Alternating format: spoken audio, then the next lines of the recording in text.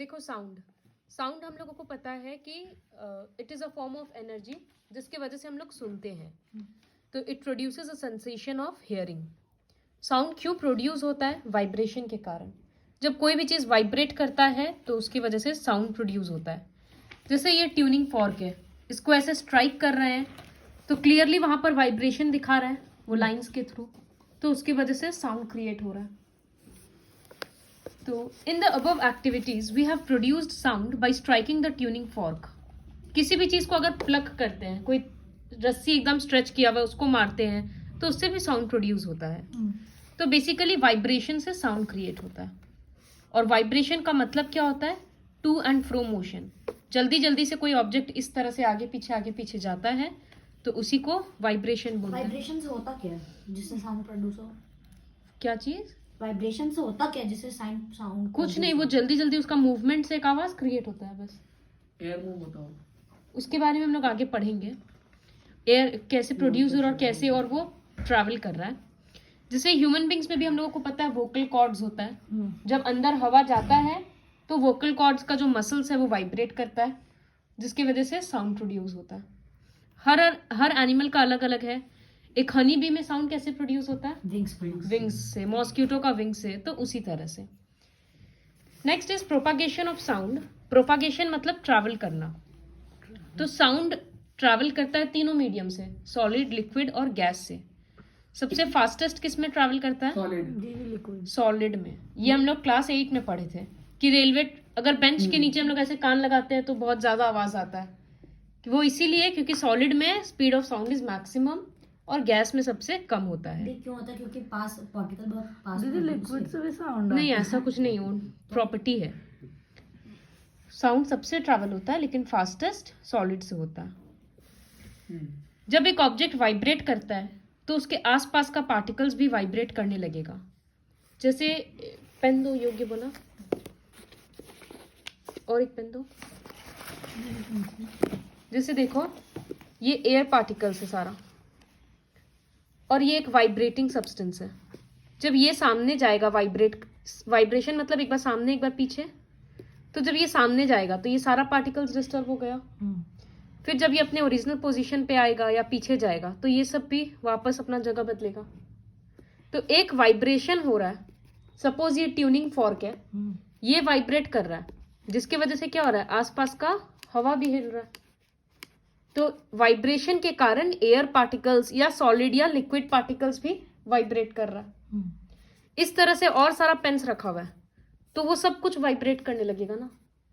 तो सपोज अभी हम यहाँ पर बैठकर बोल रहे हैं तो हम यहाँ पर हैं और एक ऑब्जेक्ट या इंसान यहाँ पर है. तो हम दोनों के बीच का जो हवा है वो सब वाइब्रेट कर रहा है मेरे बोलने से, क्योंकि मेरे मुंह से साउंड निकल रहा है. वाइब्रेशन क्रिएट हो गया. अब वो वाइब्रेशन यहाँ तक पहुँच रहा है. पूरा हवा में वाइब्रेशन है. वही वाइब्रेशन तुम लोगों का ईयर्स पिक कर रहा है. समझ आया? तो साउंड ऐसे ही प्रोपागेट होता है. बहुत इंपॉर्टेंट है बट काफी इजी है. देखो यहाँ लिखा है व्हेन एन ऑब्जेक्ट वाइब्रेट्स. जब एक ऑब्जेक्ट वाइब्रेट करता है it sets the particle of the medium around it vibrating. आसपास का पार्टिकल्स वाइब्रेट होने लगता है.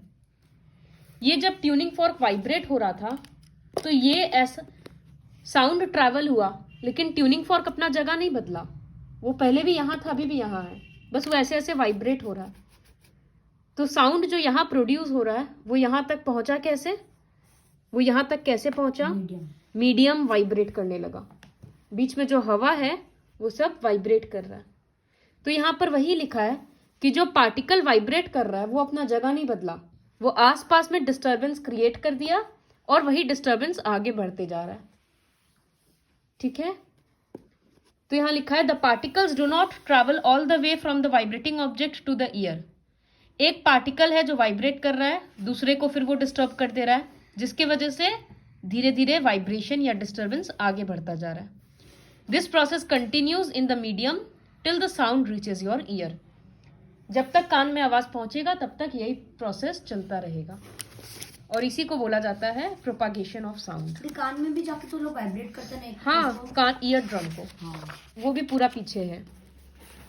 तो ये जो डिस्टर्बेंस क्रिएट हुआ ना इसी को वेव बोलते हैं. देखो यहाँ लिखा है A wave is a disturbance that moves through a medium when the particles of the medium set neighboring particles into motion. ये जो डिस्टर्बेंस क्रिएट हुआ बोल रहे थे ना, तनी वेयर योर मास्क, तो उसी को वेव बोलते हैं. वेव का दो हिस्सा होता है, जैसा कि इस फोटो में दिख रहा है, सी और आर लिखा हुआ है. तो इसको बोलते हैं कंप्रेशन, सी को, और आर को बोलते हैं रेयरफैक्शन. ये तो क्रेस्ट और ट्रफ भी होता है ना वेव में. हाँ, वो ग्राफ में होगा. जब यहाँ पर जैसे अलग अलग मीडियम है, जब ये पेंसिल सामने जा रहा है, जब वाइब्रेशन सामने जा रहा है, तो ये सब क्या हो जा रहा है, पास हो गया ना, पास में आ गया ना. हाँ. यशिका समझ आया? ये पास में आ गया तो यहाँ पर डेंसिटी क्या होगा, बढ़ जाएगा. हाँ. क्योंकि कम जगह में बहुत सारा पार्टिकल्स आ गया. जब ये वापस पीछे जा रहा है तो ये वापस फैल गया ना, तो डेंसिटी क्या हो जाएगा, कम जाएगा. फिर से सामने जा रहा है, फिर डेंस हो रहा है, फिर पीछे. तो यहाँ पर यही है, देखो, जब ट्यूनिंग फॉर्क सामने जा रहा है, एक बार कंप्रेशन हुआ, फिर डेंसिटी कमा, रेयरफैक्शन, फिर कंप्रेशन, फिर रेयरफैक्शन. रेयरफैक्शन मतलब जहाँ डेंसिटी कम हो जा रहा है, कंप्रेशन मतलब जहाँ बढ़ जा रहा है. तो ऐसे ही with a series of compression and rarefaction sound propagates. समझ आया? So what is a compression, वो यहाँ लिखा हुआ है. This region के बदले the region कर देना. ये रहा. When a vibrating object moves forward, it pushes and compresses the air in front of it, creating a region of high pressure. जब एक वाइब्रेटिंग ऑब्जेक्ट सामने जाता है तो आसपास का हवा कंप्रेस हो जाता है, वहां से वर्ड आया compression. And when it moves backwards, it creates a region of low pressure called rarefaction. इसी से sound propagate करता है. Next activity is sound needs a medium to travel. ये हम लोग क्लास 8 में पढ़ चुके ऑलरेडी. ये एक्सपेरिमेंट सिर्फ ये फोटो से ही समझ आ जाएगा. ये एक बेल जा रहा है, अंदर में बेल बज रहा है, नीचे से एक पाइप लगा हुआ है ना, हवा धीरे धीरे निकाल रहा है. तो जब हवा निकालते जा रहे हैं, पहले स्विच दिए तो बेल बज रहा है, जैसे जैसे हवा निकलते जा रहा है ना, बाहर आवाज कम होते जा रहा है. जब अंदर में वैक्यूम हो जाएगा, मतलब हवा बचेगा ही नहीं, तो बेल बजेगा, उसके बाद भी हम लोगों को सुनाई नहीं देगा. क्यों? क्योंकि साउंड को ट्रैवल करने के लिए एक मीडियम चाहिए होता है. जिससे लाइट तो सनलाइट आ रहा है, तो वैक्यूम स्पेस में तो खाली है ना, फिर भी वो अर्थ तक पहुंच रहा है.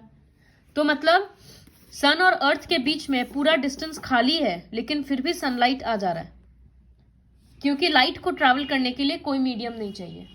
लेकिन यहाँ अगर कोई एक्सप्लोजन हो रहा है, दो मीटियोर टकरा रहा है या कुछ भी हो रहा है, वो अर्थ में सुनाई नहीं दे रहा, क्योंकि जो साउंड क्रिएट हो रहा है वो अर्थ तक पहुंच नहीं पा रहा है, क्योंकि बीच में कोई मीडियम ही नहीं है. तो वो डिस्टर्बेंस जो यहाँ क्रिएट हुआ वो आगे बढ़ेगा कैसे? तो इसी वजह से ये एक्टिविटी दिखाता है that sound needs a medium to travel.